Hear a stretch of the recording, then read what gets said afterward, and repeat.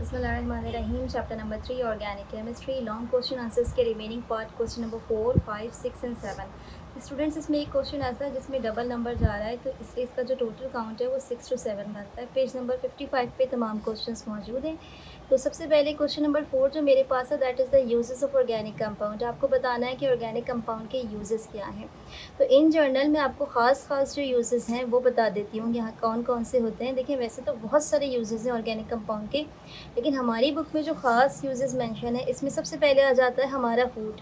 तो हम अच्छे तरीके से जानते हैं कि जो फूड हम बड़ा फूड लेते हैं वो सारा का सारा ऑर्गेनिक कंपाउंड है। बड़े फूड ग्रुप से मेरी क्या मुराद है, जैसे कि मीट है, ठीक है, गोश्त है, या वेजिटेबल्स हैं, या फिर मिल्क है, या चीज़ है, ठीक है, ये सब बड़े सोर्सेस होते हैं। एनिमल मीट जो हम इस्तेमाल करते हैं ये भी ऑर्गेनिक सोर्स होता है। तो हमारा जो बड़ा फूड ग्रुप है ये सारा का सारा कहाँ से हमें ऑब्टेन होता है, ऑर्गेनिक कंपाउंड से, ये ऑर्गेनिक होता है। इसके साथ साथ आपको मालूम है कि ये जो फूड्स होते हैं इसमें कार्बोहाइड्रेट्स हैं, लिपिड्स हैं, प्रोटीन्स हैं, वाइटामिन हैं, ये सब के सब ऑर्गेनिक कंपाउंड हैं। तो बेसिकली सबसे पहले जो हम यूज़ इसको करते हैं, हम अपने फूड ग्रुप्स में इसको करते हैं। दूसरा जो यूज़ आ जाता है हमारे पास, वो किस में आता है, हमारी क्लोथिंग्स में। अब क्लोथिंग्स दो तरह की होती हैं। एक तो वो क्लोथिंग्स होती हैं जो आप वेयर करते हैं। फॉर एग्जांपल, आप जो भी कपड़े इस्तेमाल करते हैं इनमें ज़्यादातर नेचुरल या सिंथेटिक क्लॉथ होता है।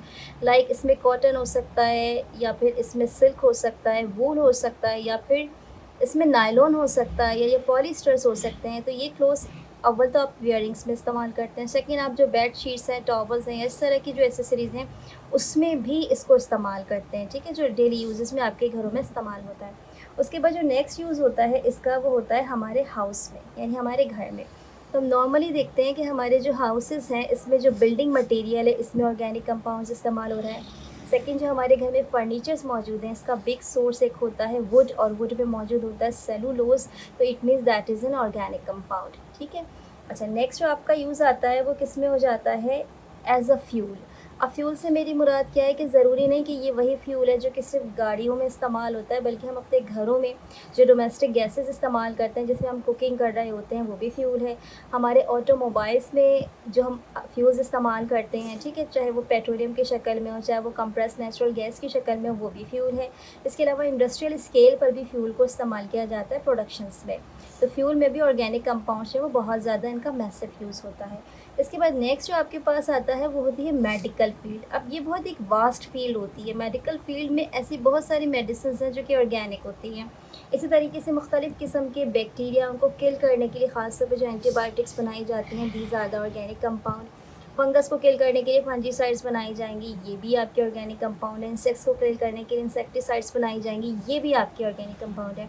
तो एक चीज़ आपको और ध्यान में रखनी है कि एक कुछ ऑर्गेनिक कंपाउंड तो वो है जो आप डायरेक्ट कंज्यूम करते हैं एज अ मेडिसिन, और कुछ ऐसे होते हैं जो कि एज अ रॉ मटेरियल इस्तेमाल होते हैं, यानी कि उन ऑर्गेनिक कंपाउंड में कुछ और मज़ीद चीज़ें ऐड की जाती हैं और उसके बाद उसको इस्तेमाल किया जाता है। फॉर एग्जांपल, इंसेक्टिसाइड्स है, तो उसका जो मेन सोर्स रॉ मटेरियल होता है वो ऑर्गेनिक कंपाउंड होता है, बाकी चीज़ें उसमें एडिशनल ऐड करके इंसेक्टिसाइड्स जो हैं वो प्रिपेयर की जाती हैं, ठीक है। तो इसी तरीके से बहुत सारी चीज़ें ऐसी होती हैं जिसमें कि हम रॉ मटेरियल के तौर पर ऑर्गेनिक कंपाउंड्स को इस्तेमाल करते हैं, लाइक पेपर, लाइक आपकी इंक, ठीक है। इसी तरीके से आपके पास डाइज़ हैं, पेंट्स हैं, वार्निशेज़ हैं, ये सारे के सारे क्या हैं, इसमें organic compounds as a raw material इस्तेमाल होता है। इसके मज़ीद यूजेस अगर आप और स्टडी करना चाहते हैं थॉरोली, तो सीधा पेज नंबर 42 पर आपको स्टडी करना है। इस पेज पर जाएंगे तो आपको बहुत सारे यूजेस इसके मिल जाएंगे। एटलीस्ट 5 to 6 यूजेस जो है उसको प्रॉपरली आपने प्रिपेयर कर लेना है एज अ लॉन्ग क्वेश्चन, ठीक है। नेक्स्ट क्वेश्चन की कैटेगरी में आते हैं हम, that is a question number 5, name the alkenes and the alkynes. Students, कोई एक्सप्लेनेशन इसमें नहीं देनी आपको, सीधा आपने दो काम करना है। पहला काम ये करना है कि आपको अल्कीन पता होना चाहिए क्या फार्मूला है, दूसरा आपको अल्काइंस पता होना चाहिए। तो मैं इन जनरल आपको बताती हूँ कि देखिए, अल्कीन्स जो होता है इसका फार्मूला ये होता है CnH2n। इसका मतलब जितने भी कार्बन एटम है उसके डबल क्या होंगे, हाइड्रोजन एटम। तो आपने क्या करना है, लाइन से चेक कर लेना है, जहाँ पर भी कार्बन का डबल हाइड्रोजन है, दीज आर द अल्कीन्स, उसका सिंपल नाम दे देना है, देखिए।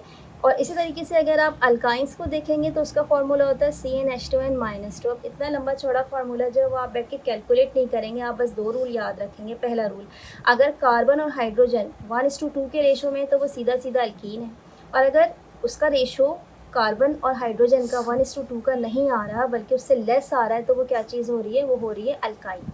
इधर आ जाइए C2H4, इसका मतलब 2 का मल्टीपल होता है 2 4, ये पूरा पूरा डबल आ रहा है, इट मीन्स ये कौन सा है, ये आपका अल्कीन, इसका नाम होगा आपका ईथीन। ठीक है, अब ये C3H4 ये डबल नहीं आ रहा, डबल होता तो ये C3H6 होता है, ये C3H4 है, इसका मतलब ये क्या है, ये आपका अल्काइन है। आप क्या नाम देंगे इसका, ये आपका प्रोपाइन। ठीक है, इसी तरीके से यहाँ देखिए रेशो डबल आ रहा है 3 और 6, इसका मतलब ये क्या है, ये है प्रोपीन। नेक्स्ट आ जाइए, ये पूरा रेशो डबल आ रहा है C6H12, इसका मतलब ये क्या है, ये है हेक्सीन। तो जहाँ पर भी डबल आ रहा है वो सब के सब क्या है, अल्कीन्स हैं आपके। सही। अब आ जाइए C5H8, ये रेशो डबल नहीं आ रहा है, डबल से कम आ रहा है, इसका मतलब ये क्या है, ये है पेंटाइन। यहाँ पर देखिए H, यहाँ पे C जो है वो 8 है और H जो है उसके मुकाबले में 16 है, इसका मतलब डबल रेशो आ रहा है, तो ये आपका सीधा सीधा क्या होगा, ऑक्टीन।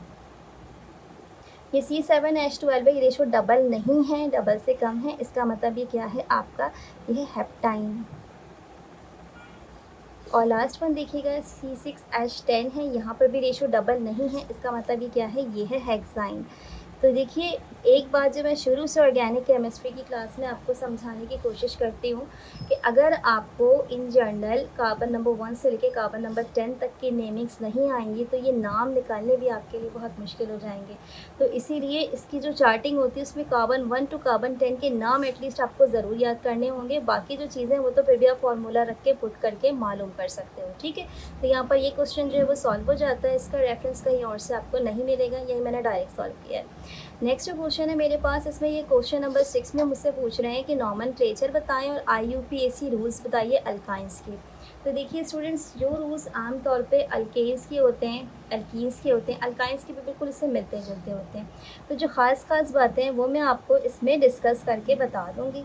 ठीक है, कि वो कौन कौन से होते हैं। सबसे पहली चीज़ तो आपको पता होना चाहिए कि ये नॉमेनक्लेचर क्या होता है। तो कार्बन एटम जो है इनको नाम देने का एक ख़ास रूल होता है, इनका ख़ास तरीका होता है जिसे कहा जाता है ये IUPAC है।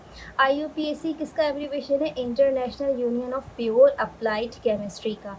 इसकी डेफिनेशन आपको पेज नंबर 45 में मिल जाएगी, जिसमें इसकी थोड़ी सी हिस्ट्री बताइए कि कार्बन एटम को पहले मुख्तलिफ तरीक़ों से नेमिंग्स करने की बात सोची जा रही थी। फाइनली जो IUPAC उसने ही डिसीजन लिया था कि इस तरीके से इस रूल्स के तहत जो है इसके नेम्स होंगे कार्बन नंबर 1 से लेके सो ऑन। ठीक है, जैसे अभी जो मैं आपको नाम बता रही हूँ ना सारे, इथीन है, प्रोपाइन है, प्रोपीन है, ये सारे IUPAC के तहत बता रही हूँ मैं आपको। ये स्टैंडर्ड नाम है जो पूरी दुनिया में इसी तरीके से इस्तेमाल होंगे।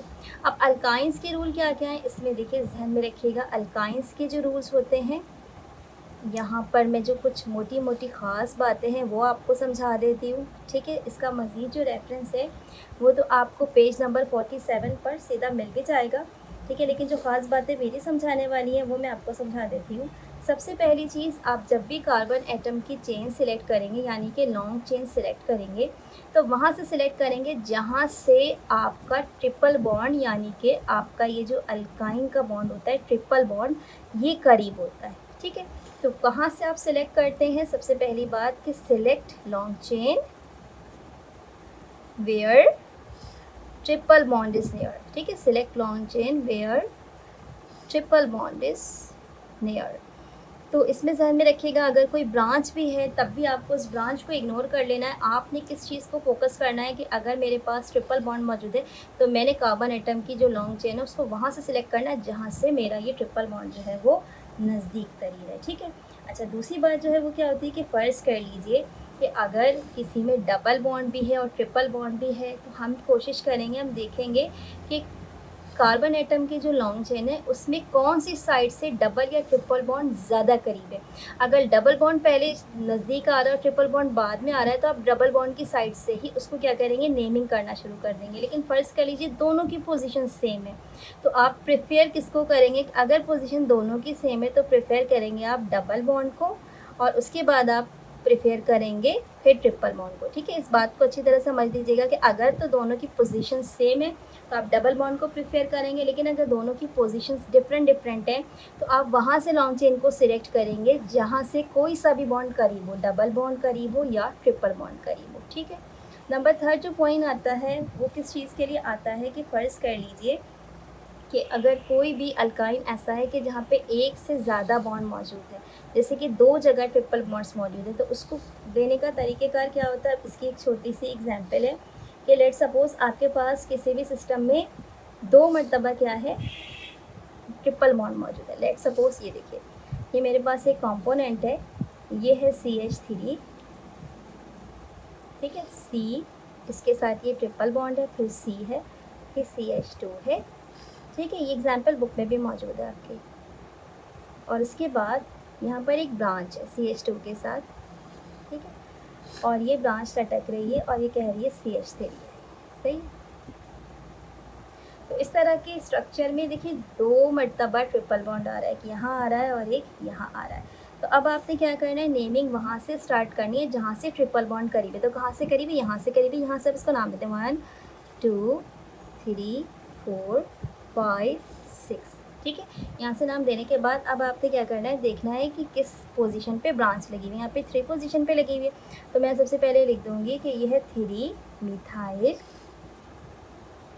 उसके बाद मैं देखूँगी कि मेरे पास जो ट्रिपल बॉन्ड है वो किन 2 पोजीशन पे है, नंबर 1 पर है और नंबर 4 पर है। तो मैं यहाँ पर लिखूँगी 1, उसके बाद कॉमा लगाऊँगी 4, और उसके बाद क्योंकि ये 6 कार्बन है तो इससे मैं लिखूँगी हेक्सा डाई का मतलब होता है 2, और वाइन का मतलब क्या होगा कि इसमें ट्रिपल बॉन्ड है। तो इन जनरल क्या होगा, इस तरीके से आपने कुछ बेसिक बातें सीख ली कि अगर आपके पास 2 मरतबा ट्रिपल बॉन्ड है तो फिर आपने क्या करना है, अगर 1 मरतबा ट्रिपल बॉन्ड है तो आपने क्या करना है। इन जनरल याद रखिएगा कि जितने भी अल्काइंस हैं इनके आखिर में आपके जो वर्ड आपने इस्तेमाल करना है वो वाइन है, ठीक है। लेट्स सपोज आपके पास पेंटेन अगर नॉर्मल अल्केन होता है तो अगर इसका अल्काइन बनता है तो वो क्या बनता है, पेंटाइन। इसी तरीके से हेक्साइन, हेप्टाइन, ठीक है, ये तमाम के तमाम नाम जो है वो आप देंगे।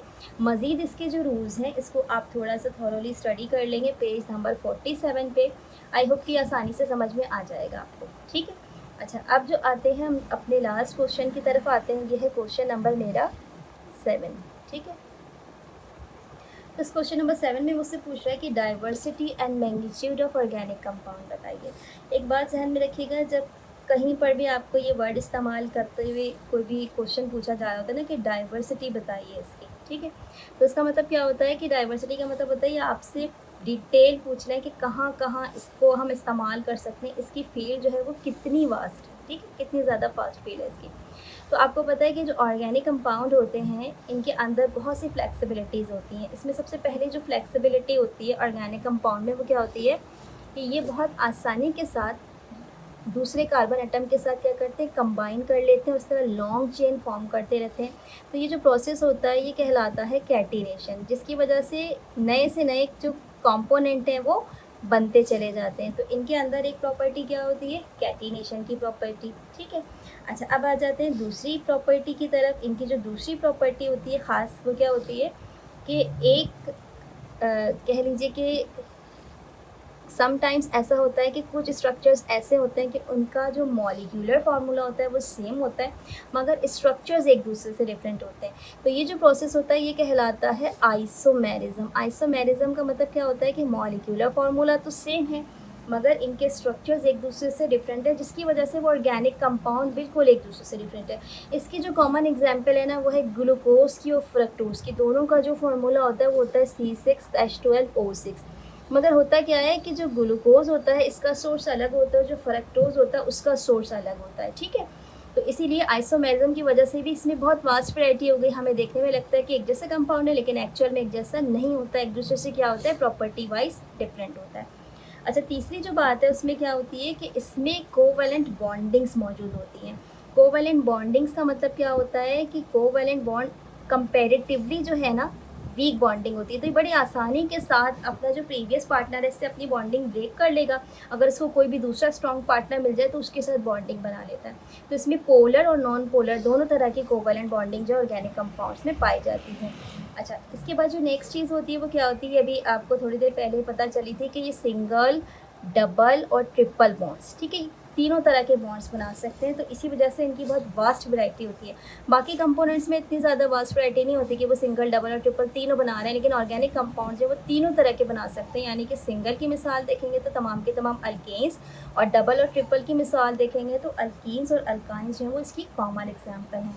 ठीक है, मल्टीपल बॉन्डिंग्स इनकी जो है ख़ास प्रॉपर्टी होती है। तो इस तरीके से क्या होता है कि जो आपका ऑर्गेनिक कंपाउंड है, इसकी जो वैरायटी है वो बहुत ज़्यादा हो जाती है, एक दूसरे से बहुत डिफरेंट भी होते हैं और प्रॉपर्टी वाइज भी एक दूसरे से बहुत चेंज होते हैं।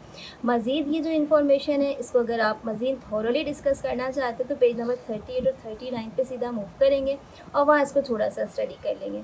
आई होप सो कि लॉन्ग क्वेश्चन आंसर्स आपको समझ आ गए होंगे। अपना बहुत सारा ख्याल रखिएगा। टेक केयर एंड अल्लाह हाफ़िज़।